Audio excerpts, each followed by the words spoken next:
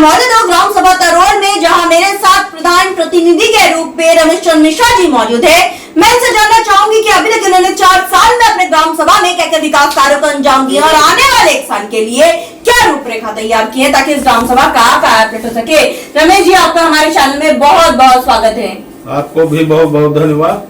Thank you so हमारे much. ग्राम पंचायत तरोल में इस 4 साल जो अभी बीत रहा है, इसमें मनरेगा के तहत अमृत सरोवर का काम कराया गया और ग्राम सभा के कूड़ा का निस्तारण करने के लिए ठोस अपशिष्ट का कूड़ा घर बनाया गया और गांव में आम रास्ता चलने के लिए इंटरलॉकिंग की व्यवस्था की गई। पानी निकासी के लिए पक्की नाली बनवाया गया।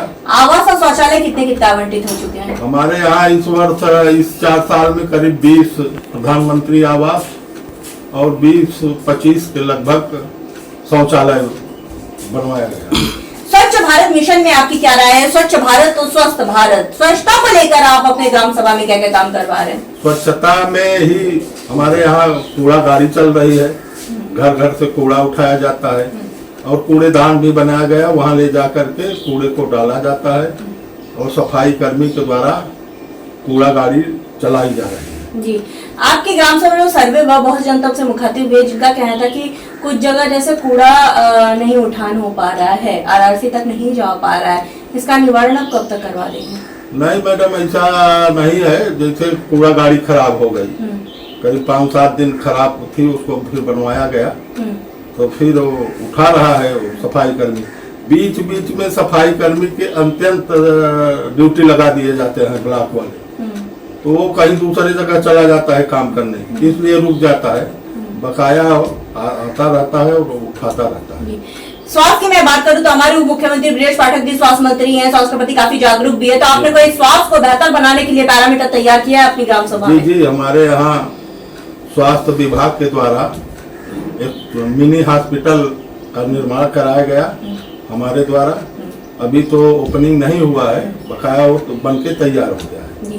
कोटेदार लेखपाल कैसे आपकी ग्राम सभा में? कोटेदार हमारे यहाँ रामराज पटेल हैं, वो बढ़िया से खाद्यान्न वितरण करते हैं। आज तक कोई शिकायत हमारे पास उनकी नहीं है।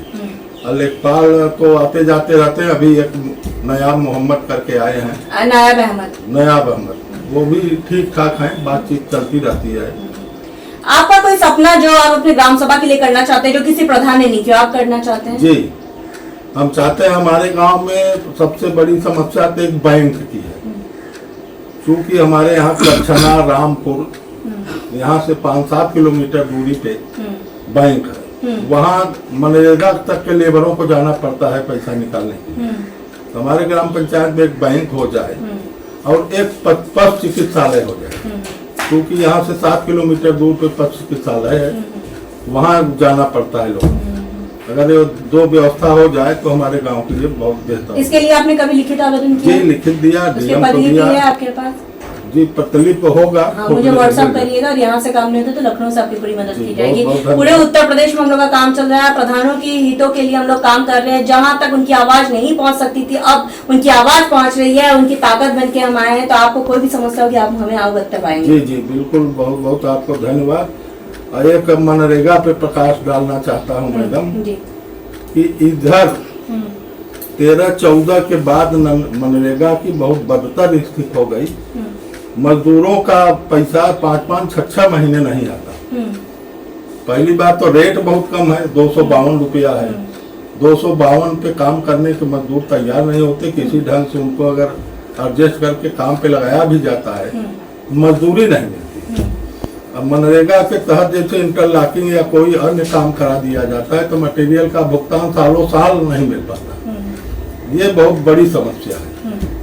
अगर मटेरियल का लेट हो रहा है, कम से कम मजदूरों का समय पे देते जाएं तो बेचारे उन लोगों को, गरीब आदमी का कल्याण होता रहे। अब 6 महीना रुक गया तो कैसे उनका पेट भरे? यही एक बहुत आयुष्मान कार्ड और आपका, अगर मैं वृद्धा पेंशन के बारे में बात करूं तो सबका बन चुका है? हाँ, करीब 90% वृद्धा पेंशन बना है, आयुष्मान कार्ड बना है। सब आयुष्मान कार्ड से लाभ भी ले रहे हैं। सरकार के 19 बिंदुओं पर मैं बात करूं तो 19 बिंदुओं पर आपका काम हो चुका है, जैसे विद्यालय का कायाकल्प, सचिवालय के निर्माण, आंगनबाड़ी केंद्र जी जी, ये पूर्ण है। पूर्ण हो गया। यहाँ कायाकल्प भी पूर्ण है और आंगनबाड़ी हमारे यहाँ 3 है, तीनों मजरों में बढ़िया से सुचारू रूप से चल रही है। उनकी बिल्डिंग भी बढ़िया बनी है, समय पर उनका पुताई लिपाई का भी कार्य होता रहता है ग्राम पंचायत के द्वारा। सरकार से आप क्या मदद चाहते हैं कि आपकी ग्राम सभा का विकास हो सके, और आम जनमानस से आप क्या कहना चाहेंगे? अब सरकार से तो मेन ये है कि जो हम लोगों का बजट में 30% कटौती कर दिया, उसको पुनः वापस किया जाए, और जो प्रधान और पंचायत सहायक और केयर टेकर का मानदेय इसी ग्राम पंचायत के पैसा से दिया जाता है, इसको ग्राम पंचायत से न दे करके उनको डायरेक्ट मानदेय दिया जाए गवर्नमेंट के द्वारा। तो ये पैसा हमारा जब बचेगा तो हम लोग गांव के विकास के लिए और आगे बढ़ पाएंगे। हमारे साथ प्रधान प्रतिनिधि जी मौजूद थे। इनका साफ तौर पे कहना है कि इन्होंने अथक प्रयास किए ताकि इस ग्राम सभा को नंबर 1 ग्राम सभा बनाया जाए। जैसे कि इन्होंने साफ तौर पे कहा, इनका ड्रीम और इनका सपना है इस ग्राम सभा में एक पशु चिकित्सालय का और एक बैंक चाहते हैं ताकि यहाँ पे आम जनमानस को हर सुविधा उपलब्ध हो सके। जब हम ग्राम सभा में सर्वे किए थे, बहुत सी जनता से मुखातिब हुए थे, जिनका कहना था कि कुछ जगह जैसे कूड़े घर तक नहीं पहुंच पा रहा है, जिस पर हमने आपसे वादा किया था गाँव की कहानी प्रधान की जुबानी आप तक ले आएंगे और प्रधान की समस्याओं से भी आपको रूबरू कराएंगे ताकि आप इनको वक्त दे। इनके पास अभी भी लगभग 1 साल का वक्त है, जैसे जैसे बजट आएगा अपने ग्राम के विकास के लिए वैसे वैसे काम कराएंगे। और हमें उम्मीद भी है प्रधान जी आप ग्रामवासी की समस्याओं को इस तरह के वो सुनेंगे, उसका निवारण भी करते रहेंगे। जी जी बिल्कुल निवारण होता रहता है। हमारे यहाँ ग्रामवासी सब खुश हैं, कभी कोई शिकायत नहीं होती और हम बराबर 24 घंटा गाँव के सेवा में तब तक रहते हैं। अब देखने वाली बात बस ये होगी कि इस ग्राम सभा को हम एक आदर्श ग्राम सभा के रूप में लखनऊ ले जाते या नहीं। वीडियो जर्नलिस्ट संदीप प्रताप सिंह के साथ मैं कोनिका दास, आई न्यूज़ उत्तर प्रदेश, लखनऊ।